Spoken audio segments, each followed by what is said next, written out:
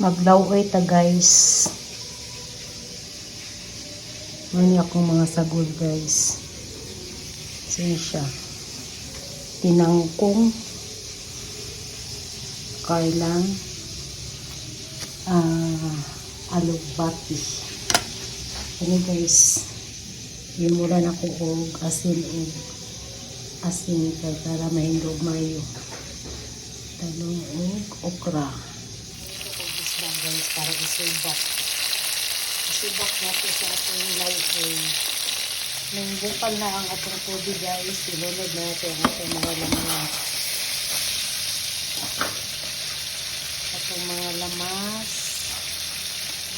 Diyan ang atong kailang.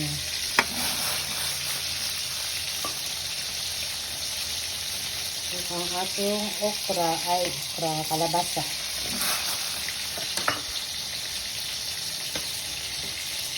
Guys. Tutok na guys, ako ng kalingan. Ako na ilunod dito guys. Sa atong sarap. Ilunod natin na siya guys. Hilit lang natin na siya kapayin para dili siya madugli. Na to og bitchin MSG ang asin nga gamay.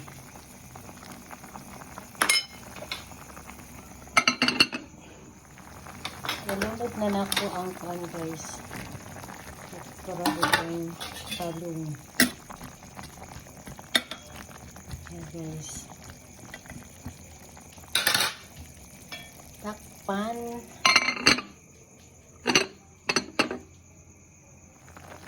Guys, gihabuan ako ang isda kay para di siya malata.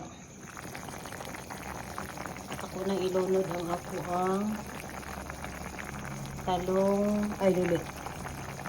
Atit na malutong okra og talong guys. Ilunod na ako ng mga dahon.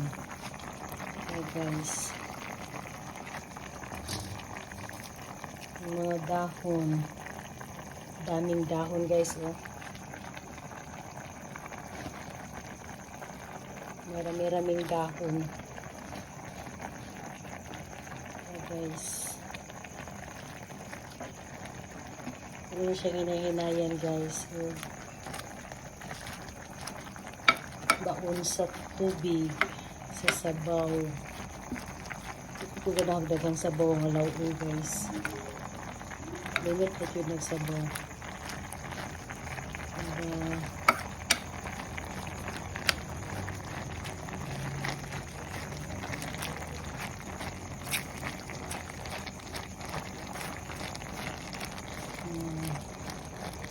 Nagbaon na sila lahat sa sabaw. Guys.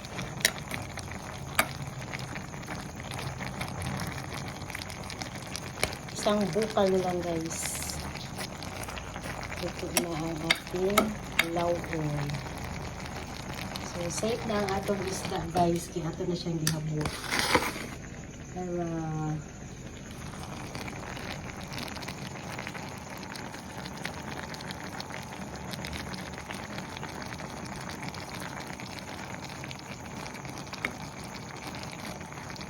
lawon.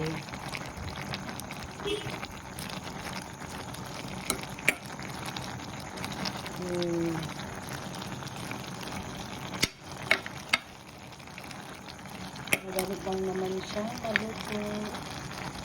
Wala na siya guys. Luto lang.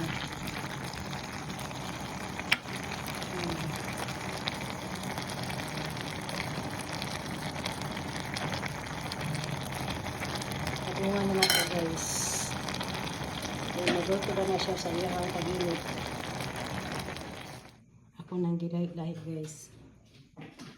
Ang dahon, ang mga sagol o ang isda. Gilahit na nako guys. Ihabo na ko ang dahon. Okay.